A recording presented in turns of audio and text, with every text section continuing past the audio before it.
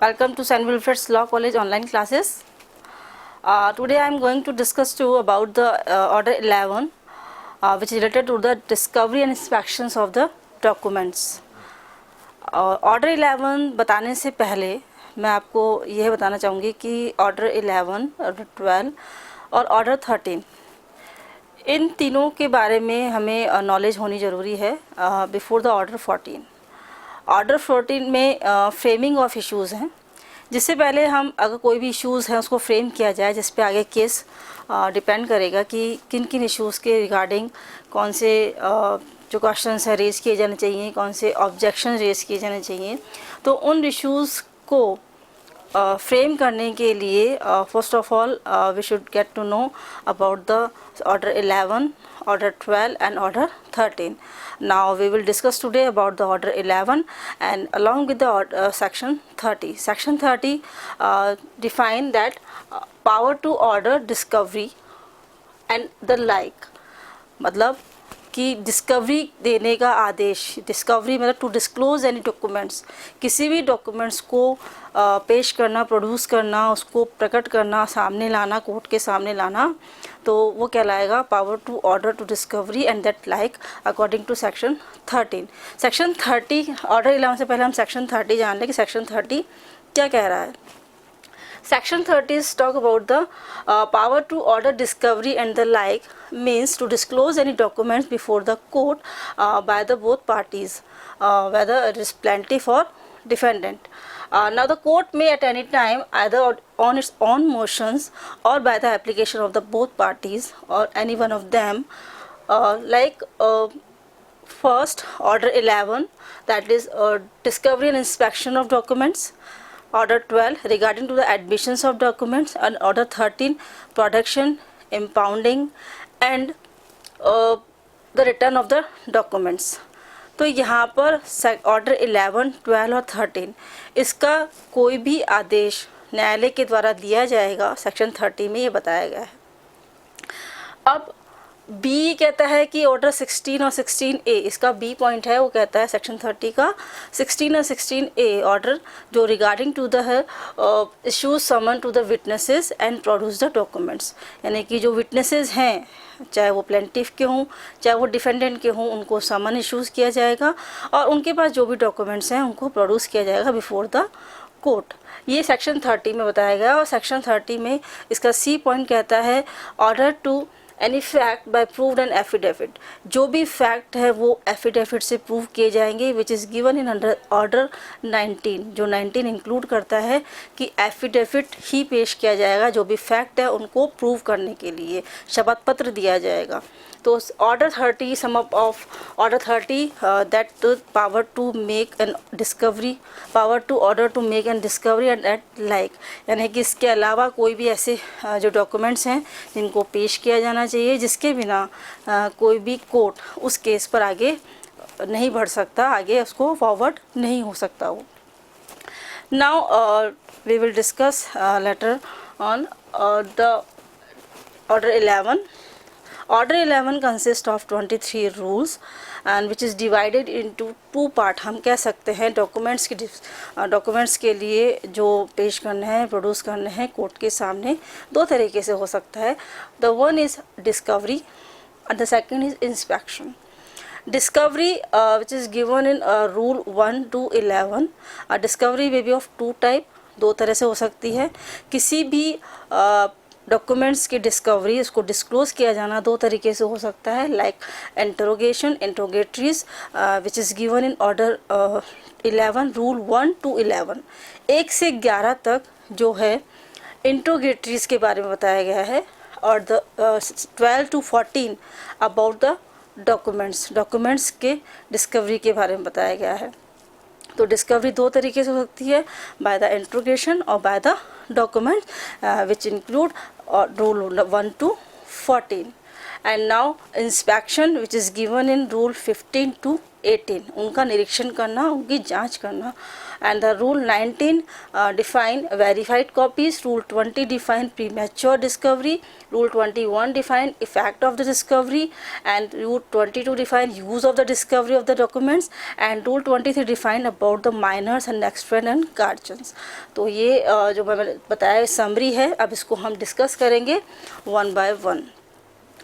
Now first of all हम ये अगर इसके बारे में हम जानें कि ऑर्डर 11 आखिर 11, 12 और 13 का इम्पोर्टेंस क्या है.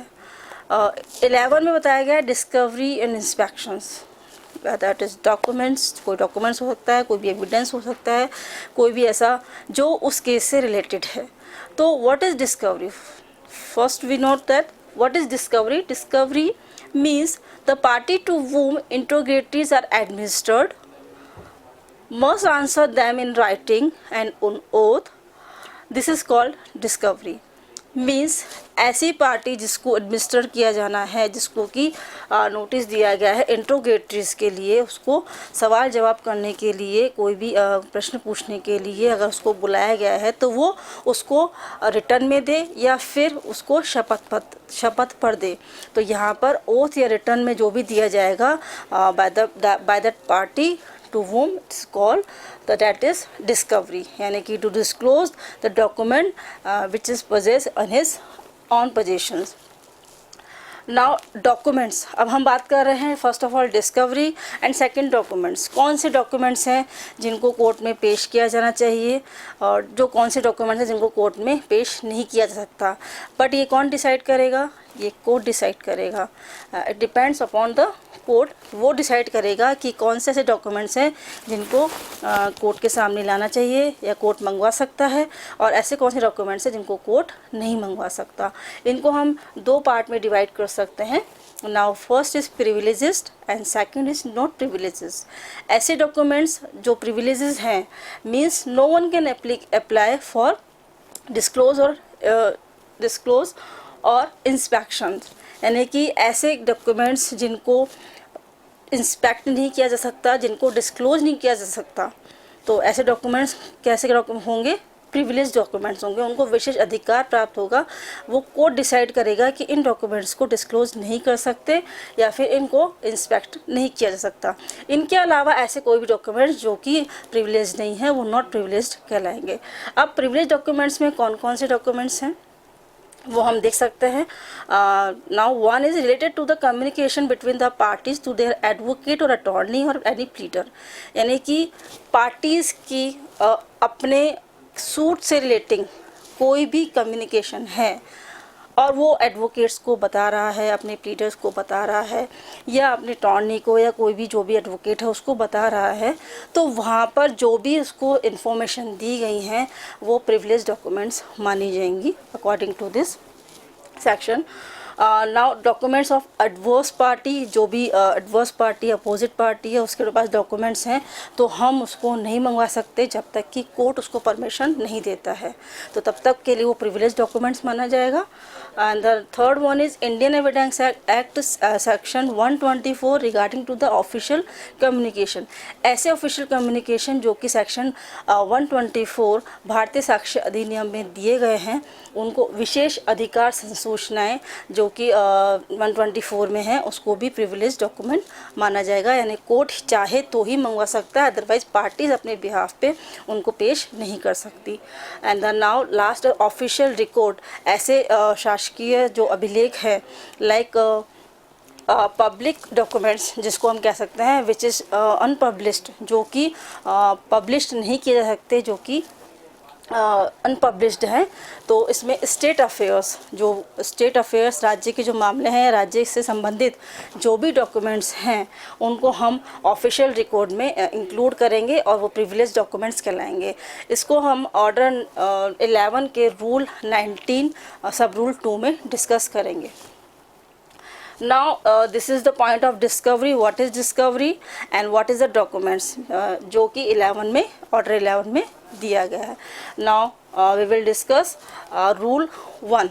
Rule 1 says that discovery by interrogation. इंट्रोगेशंस और डिस्कवरी जो है, डिस्क्लोज जो किया जा रहा है इंट्रोगेशन के द्वारा किया जा रहा है, जहां पार्टीज़ कोर्ट से परमिशन लेती है, कोर्ट में एप्लीकेशन देती है कि कौन कौन से जो क्वेश्चंस पूछे जाएंगे अदर पार्टी से, एडवर्स पार्टी से, अगर प्लेंटिफ है तो डिफेंडेंट से और डिफेंडेंट तो प्लेंटिफ से, इन सब की एक लिस्ट बनाकर कोर्ट में पेश की जाती है कि regarding to the subject matter ये क्वेश्चंस हैं जो इंट्रोगेशन के द्वारा उन डॉक्यूमेंट्स को पेश किया जाएगा या उनको पूछा जाएगा, उनको डिस्कवर किया जाएगा by leave to the court की परमिशन से। Now rule 2 define the particular interrogations to be submitted, यानी कि अगर रूल 1 में जो भी लिस्ट बनाई गई है उस लिस्ट में सपोज़ कोई क्वेश्चन ऐसा रह जाता है जो उसको पर्टिकुलरली बाद में मेंशन करना होता है, तो रूल 2 इसके लिए बता रहा है कि जो भी विशेष क्वेश्चन जो पूछे जाने हैं लेकिन वो परमिशन लेनी होगी कोर्ट से, और जो court shall decide within 7 days from the date of the filing such application दी जाएगी पहले, और कोर्ट 7 दिन का उसमें टाइम देगा कि 7 दिन के अंदर अंदर आपको पर्टिकुलर इंट्रोगेटरी सबको सबमिट करनी है कि आप इसके अलावा और कौन से ऐसे क्वेश्चंस हैं जो आप पूछ सकते हैं अदर पार्टी से। नाउ उसमें भी कोर्ट ये डिसाइड करेगा कि ये देखा जाएगा कि अगर जो क्वेश्चंस पूछे जा रहे हैं, जो पर्टिकुलरली इंट्रोगेटरीज की जा रही है, अगर वो सू को डिस्पोज करने के लिए सफिशेंट है, अगर वो सू को बढ़ाने के लिए है या सू को थोड़ा मिसगाइड करने के लिए है, तो फिर उस चीज़ को कंसीडर नहीं किया जाए कोर्ट के द्वारा, या फिर सेविंग फॉर कॉस्ट सेविंग, यानी कि जो कॉस्ट है केस की उसकी सेविंग हो रही है वहाँ पे जहाँ पे खर्चे कम हो रहे हैं, उस चीज़ के लिए पर्टिकुलर जो इंट्रोगेटरीज है उसको अलाउ करेगा court. Now the rule 3 is cost of interrogatories. जैसा कि मैंने कहा रूल 2 में कि जहाँ पर कोर्ट को ये लगता है कि भी सेविंग हो रही है, कॉस्ट बच रही है, खर्चा कम हो रहा है और जल्दी से जल्दी काम हो रहा है, तो उस इंट्रोगेटरीज को पहले वो प्रेफर करेगा।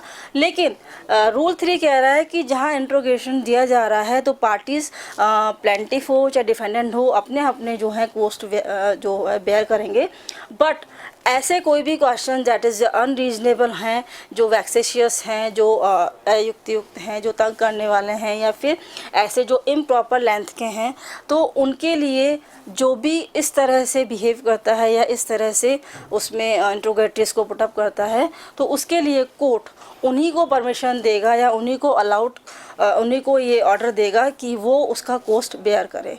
यानी कि जो इंट्रोगेटरीज ऐसी पूछी जा रही है जिससे वैक्सेशियस हो, इम्प्रॉपर लेंथ हो या अनरीजनेबल हो, तो उनके लिए उसी पर्सन को, कोई जो भी पार्टी है जो ऐसे काम कर रही है, उसी को वो करना होगा, बेयर करना होगा।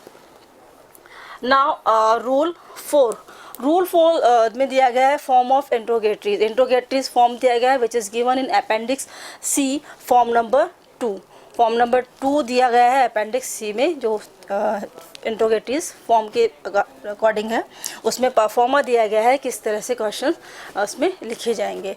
ना rule 5 discuss about the corporation means a body of person whether it is corporated और नॉट, यानी कि एक पर्सन बॉडी ऑफ पर्सन है जो कि अलाउड किया जा रहा है लॉ के द्वारा, एम्पावर्ड किया जा रहा है, दैट इज़ टू सूट और बी सूट, जिसके ऊपर सूट किया जा सकता है और जो सूट कर सकता है, ऐसी कोई बॉडी है, कॉर्पोरेशन है जिससे इंट्रोगेशन किया जाना है, तो उसके लिए भी इस परमिशन कोर्ट के द्वारा ली जाएगी पार्टीज़ के द्वारा। Now rule 6 regarding to the objections to interrogatories by answers, यानी कि जो भी इंट्रोगेटरीज में आंसर दिए जाने हैं उनको किन ग्राउंड के आधार पर ऑब्जेक्ट किया जा सकता है, ये रूल 6 में बताया गया है। रूल 6 में कहा गया है कि ऐसे grounds like it is scandalous, जो कि तंग करने वाले हैं, जो कि कलंकात्मक हैं, are not exhibit bona fide, that is which is mala fide, हम इसको कह सकते हैं, that is irrelevant to the subject matter, that is not sufficiently matter in the process, that is not ground of privileges, जिनको प्रिविलेजेस का ground मिला हुआ है, या एनी अदर ग्राउंड। इन जो 6 पॉइंट्स दिए गए हैं, इन ग्राउंड्स पर जो क्वेश्चंस पुटअप किए गए हैं उनके आंसर को ऑब्जेक्ट किया जा सकता है, और जो भी ऑब्जेक्शन किया जाएगा वो एफिडेविट पर किया जाएगा, यानी कि उसके साथ में एक एफिडेविट लगाया जाएगा। Now rule 7, that is setting aside or striking out of interrogatories, यानी कि कोई भी इंट्रोगेटरी जो उसको सेट असाइड कर सकता है कोर्ट, या फिर उसको स्ट्रक आउट कर सकता है on that ground, which ground, that is unreasonably, that is vexatiously, on the particular behalf of, set aside by the unreasonably or vexatiously, and the prolix, that is very long and oppressive, that is very कहते हैं हम उसको कि बहुत ही एक तरह से oppressive means and that is unnecessary और दैट इज़ स्कैंडुलस। जो ये रीजनेबल है, अनरीजनेबल है और वैक्सेशियसली है, इसके ग्राउंड पर कोर्ट सेट असाइड करेगा, और जो प्रोलिक्स हैं, ऑप्रेसिव है, अननेसेसरी स्कैंडुलस है, इसके ग्राउंड पर कोर्ट स्ट्रक आउट करेगा जो भी क्वेश्चंस जो भी पुटअप किए गए हैं उसके आंसर को। इसके अलावा विदिन 7 डेज़ जो सर्विस ऑफ इंट्रोगेटरीज हैं उसमें जो भी ऑब्जेक्शंस अगर उठाए जाएंगे तो उस ऑब्जेक्शंस में जो भी इंट्रोगेटरीज हैं उसको सर्विस होने के बाद में विदिन 7 डेज़ इसको ऑब्जेक्ट करना होगा और कोर्ट इसको परमिशन देगा। ना रूल 8, एफिडेविट टू आंसर, जो भी आंसर्स हैं उसका एफिडेविट लगाया जाएगा रूल 8 में, that is given in within 10 days, जो कि 10 दिन के अंदर दिया जाएगा। Now rule 9, form of affidavit, जो एफिडेविट का फॉर्म है वो दिया गया है फॉर्म नंबर 3 में, which is given in appendix C, जो सी में दिया गया है। Now rule 10, that is no objection shall between to any affidavit in answer but by the court, यानी कि अगर एफिडेविट दिया जा रहा है पर्टिकुलर क्वेश्चंस के regarding which is given in rule 6 और 7, ऑब्जेक्शन किया जा रहा है बट उस एफिडेविट में कोई भी ऐसा ऑब्जेक्शन नहीं किया जाएगा जो कि रूल 10 कह रहा है, लेकिन अगर ऑब्जेक्शन किया भी जाएगा तो वो कोर्ट की परमिशन से होगा। Now rule 11 which is defined to omit to answer और answer insufficiently by the court. Rule 11 कहता है कि अगर कोई पर्सन जो आंसर नहीं दे रहा है या देने में उसको डिनाई कर रहा है या फिर इनसफिशिएंटली आंसर दे रहा है तो उसकी जो क्वेश्चंस जो इंट्रोगेटरीज है वो स्ट्रक आउट कर दी जाएगी, उसको हटा दिया जाएगा, और अगर इसमें भी कुछ रीजनेबल ग्राउंड्स हैं तो कोर्ट की परमिशन से उसको परमिशन या उसको अलाउड किया जाएगा। Now rule 12 define the application for disclose of document. Rule 12, 13 and 14 which is given by the which is related to the documents of the discovery.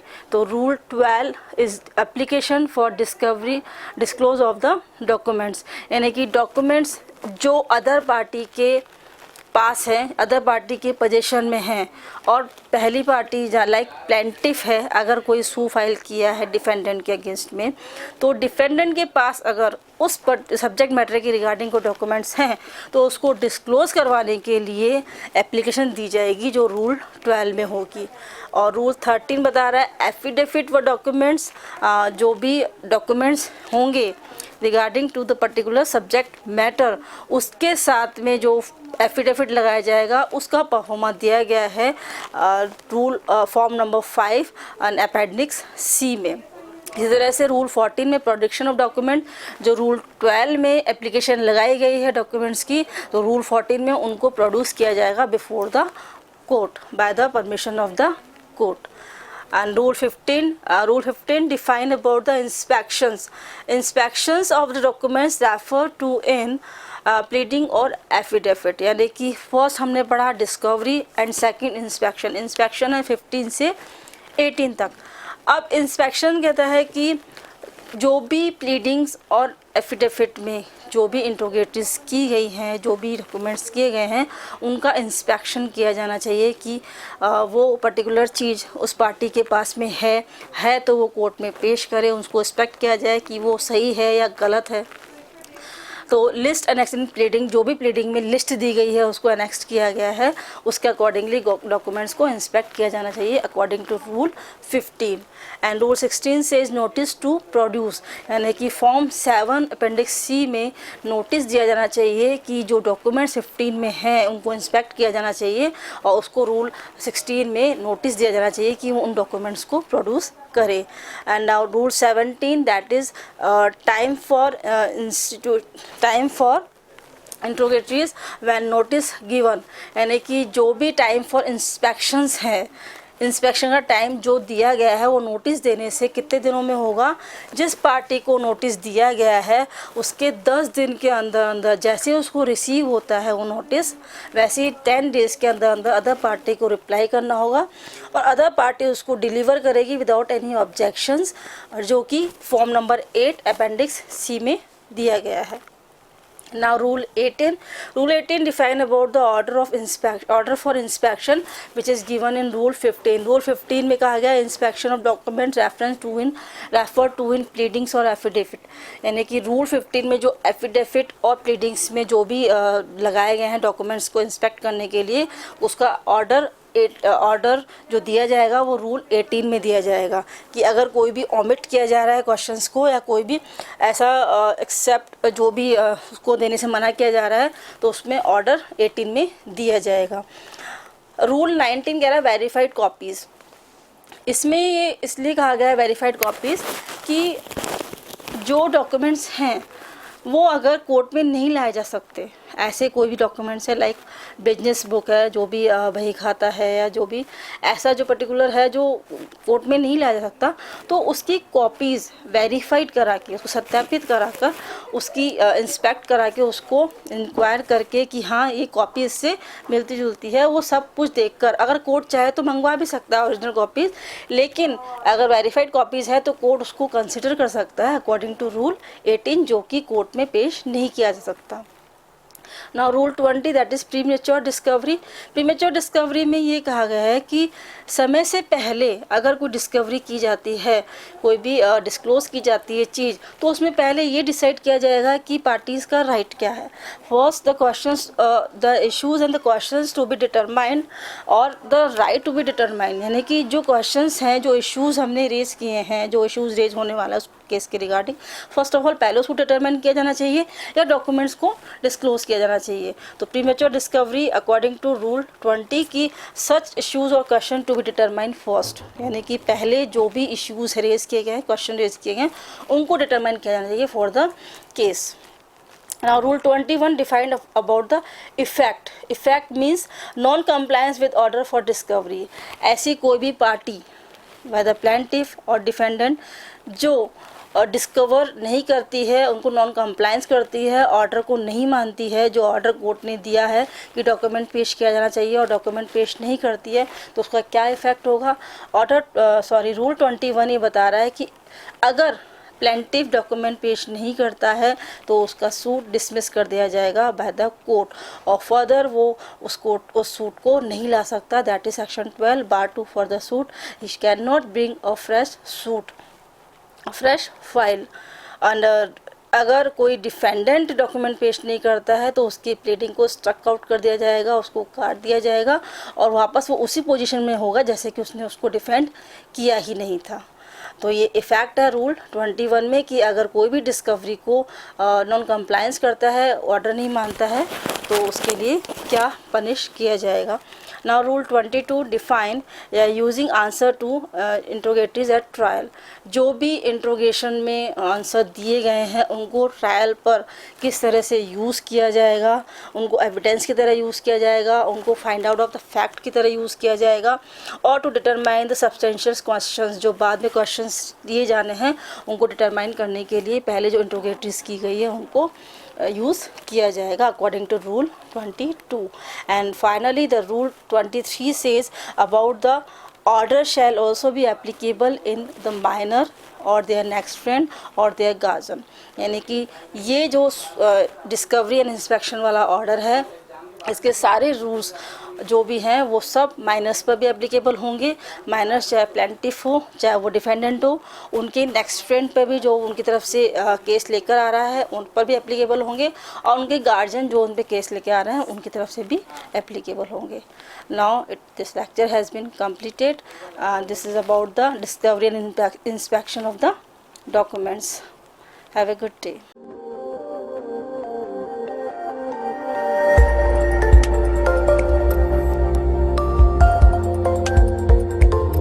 At St. Wilfred College of Law, Sector 10, Meera Marg, Madhyam Marg, Jaipur, Rajasthan.